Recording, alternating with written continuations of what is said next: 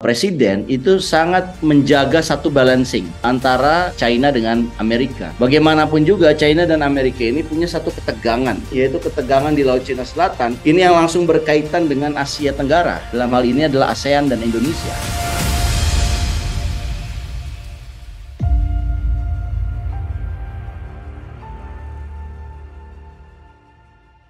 Ya, topik yang ketiga ini mengenai antara kunjungan Jokowi ke Cina dan Andika ke Amerika ya.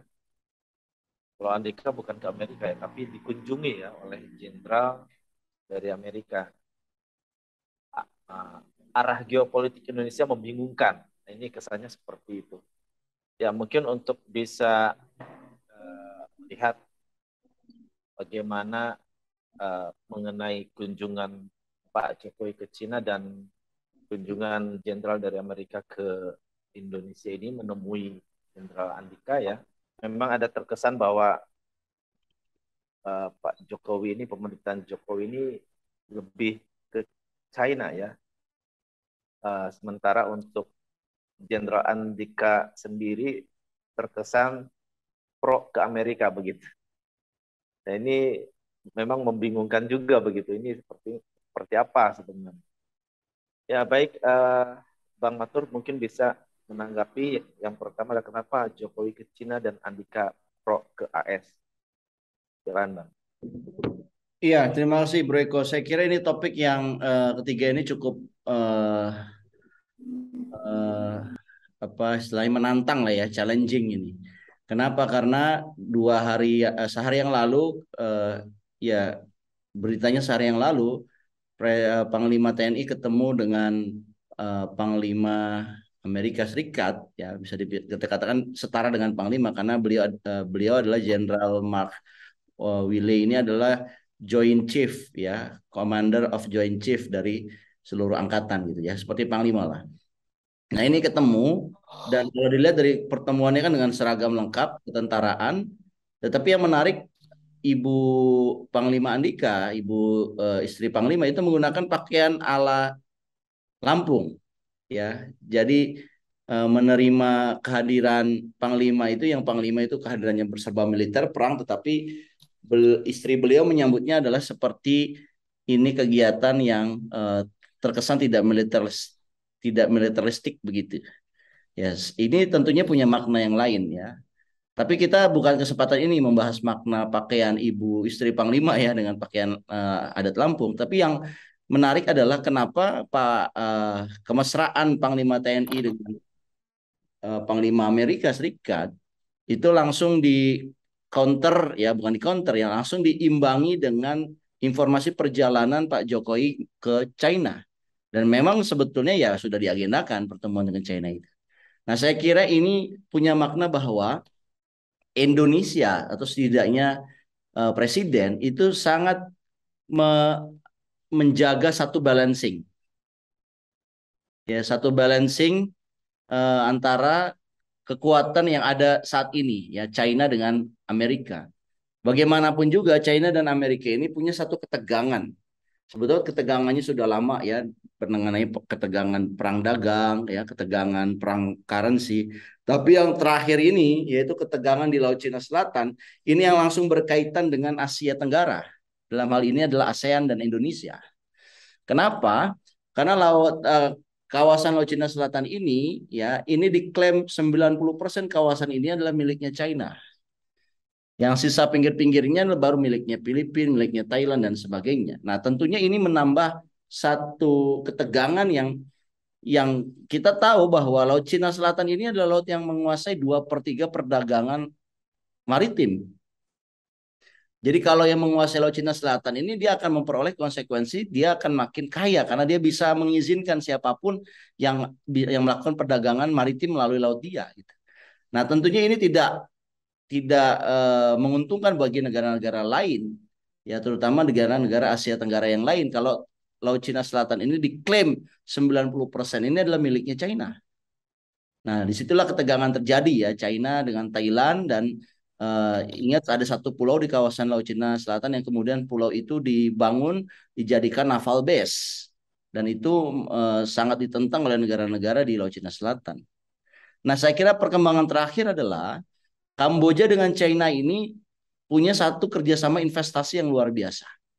Saking dekatnya hubungan mereka, mereka berinvestasi bersama-sama di daerah Kamboja, yaitu daerah Rum ya, Ream, yang daerah ini berbatasan langsung dengan Teluk Thailand di Laut Cina Selatan. Dan di situ dana yang digunakan untuk pembangunan pelabuhan laut itu sebenarnya dana China. Dan ini rencananya akan digunakan sebagai naval base kedua negara. Nah, tentu saja langkah ini dikecam oleh negara-negara di Asia Tenggara. Kalau China sudah ada hadir di Kamboja, tidak hanya hadir uangnya saja, tetapi militernya juga. Ini menambah ketegangan baru. Dan saya kira ya konflik China dengan Barat dalam hal ini adalah dengan Australia, Kanada, dan Amerika Serikat ini menambah ketegangan. Karena sebelum kasus Laut Cina Selatan atau beriringan dengan kasus pembangunan Rim Naval Base ini juga ada kasus intercept pesawat Kanada dan pesawat Australia yang seringkali melakukan patroli yang kemudian diintercept oleh kapal-kapal China dan hampir terjadi tabrakan begitu ya atau bersentuhan lah begitu dalam bahasa bahasa diplomasinya begitu. Nah, ini semua menambah daftar panjang bahwa ketegangan China dengan ketegangan Barat di kawasan Asia Tenggara ini sudah sampai pada level yang cukup memprihatinkan. Nah, yang terjadi di dalam negeri, dalam hal ini di Indonesia malah bermain-main menurut saya. Ada kesannya bermain-main dalam ketegangan ini. Padahal inilah ketegangan yang cukup serius. Bermain-main dalam arti misalkan dari pihak militer melakukan pendekatan kepada kubu barat. Dari pihak ekonomi dan investasi menggunakan pendekatan ke arah timur, ke arah China. Yang kedua-duanya ini pada akhirnya nanti dari kedua belah pihak, baik itu China atau Barat, membutuhkan ketegasan Indonesia pro kemana. Nah, saya kira diplomasi yang dimaksudkan bebas aktif ini bukan mempermainkan kedua negara. Tetapi bebas aktif ini adalah tidak berpihak kemana-mana, tetapi menyatukan kedua negara supaya kedua negara ini tidak mengalami ketegangan seperti saat ini. Bukan Indonesia memanfaatkan ketegangan yang ada ini, gitu loh. Kan ada bedanya kan, bro? Nah, kalau sekarang kita kesannya memanfaatkan ketegangan yang ada saat ini sama saja kita bermain-main api. Ya, tentunya bermain-main api seperti ini kalau kita tidak canggih bermainnya nanti kita terbakar sendiri.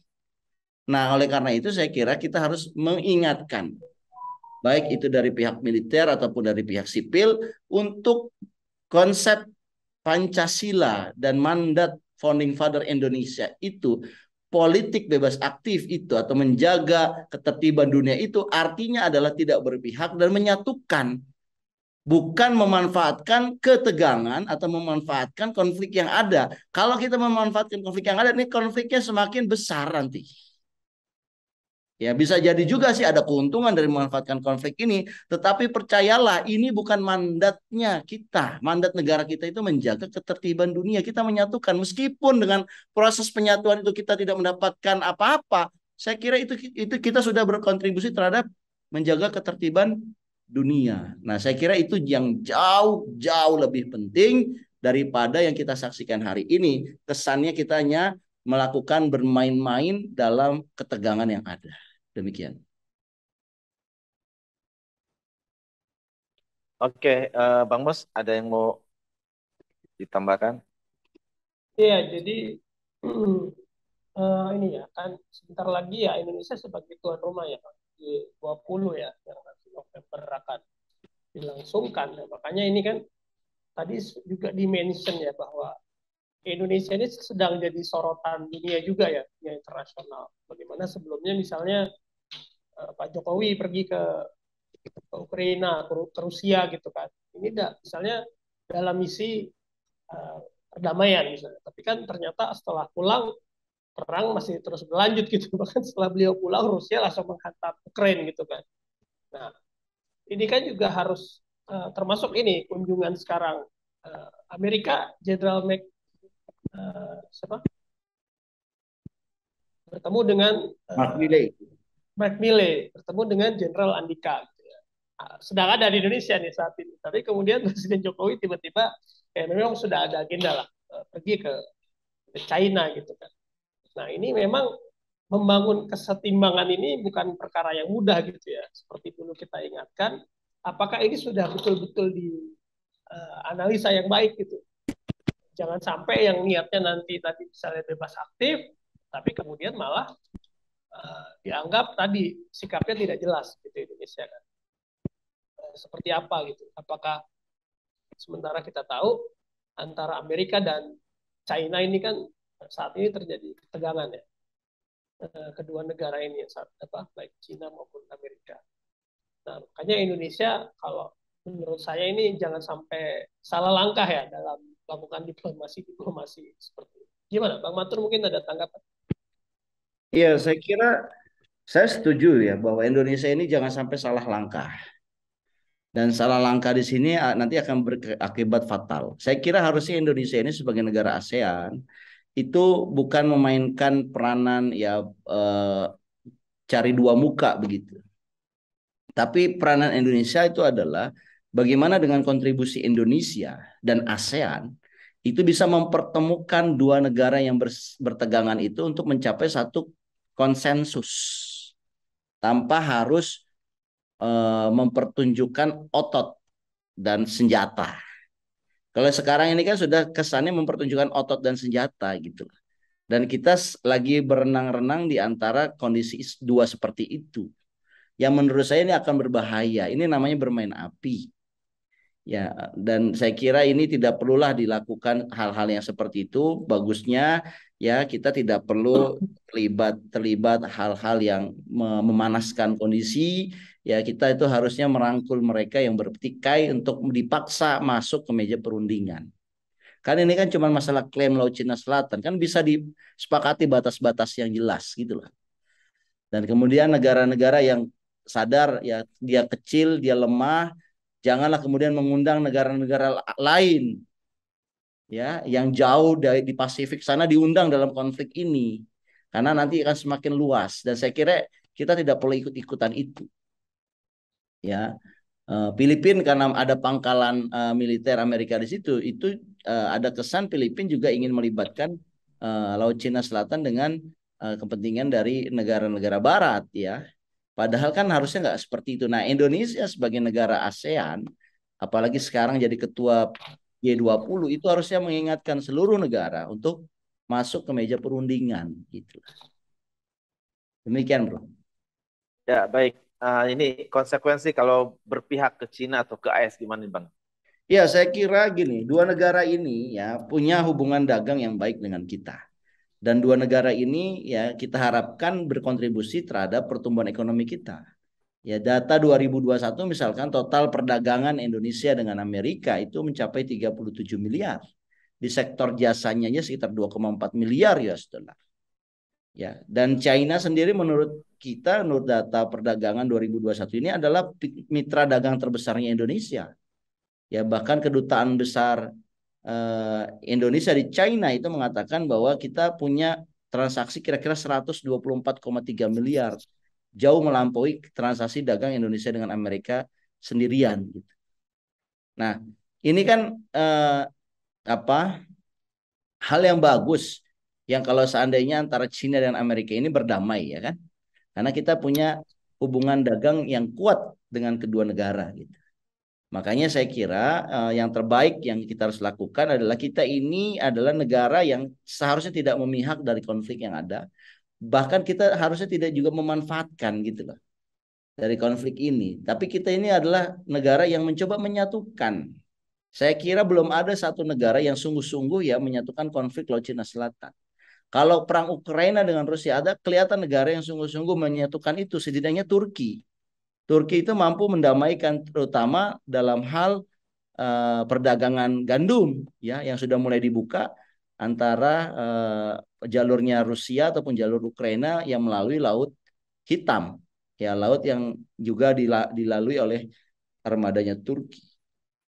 Nah, tapi kita ini untuk kasus Laut Cina Selatan belum ada negara yang punya inisiatif menyatukan itu. Nah, saya membayangkan, I wondering kalau Indonesia itu ya bertindak sebagai halnya Turki dalam hal menyelesaikan konflik Ukraina dan Rusia gitu.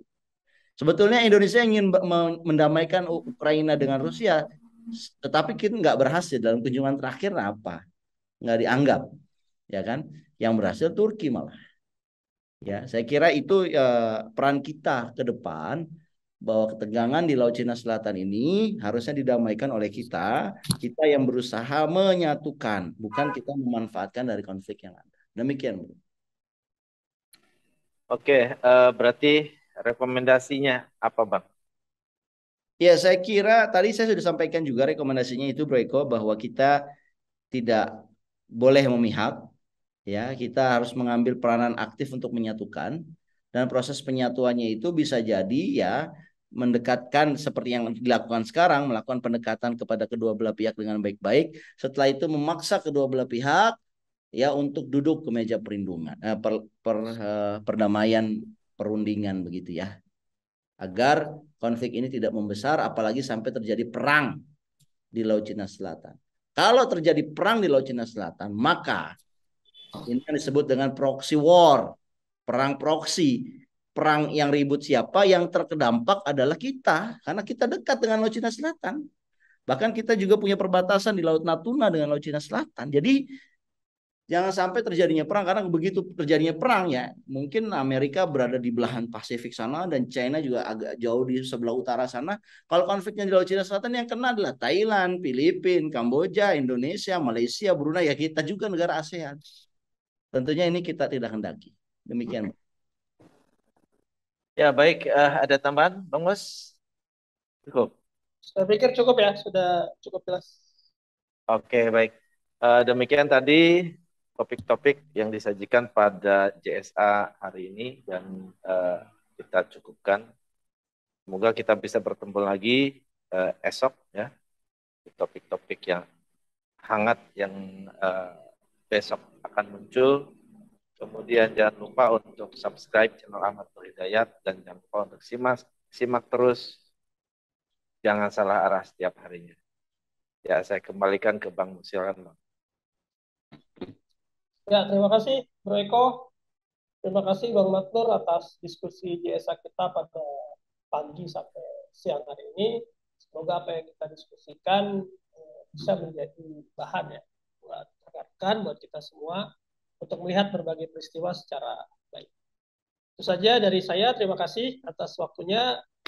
Assalamualaikum warahmatullahi wabarakatuh. Terima kasih Bro Mustafa, terima kasih Bro Eko. Ini perut juga udah lapar. Bang. Kita makan bareng nih kalau bisa. Ditunggu ya kalau gitu. Siap. Assalamualaikum warahmatullahi wabarakatuh. Waalaikumsalam warahmatullahi wabarakatuh.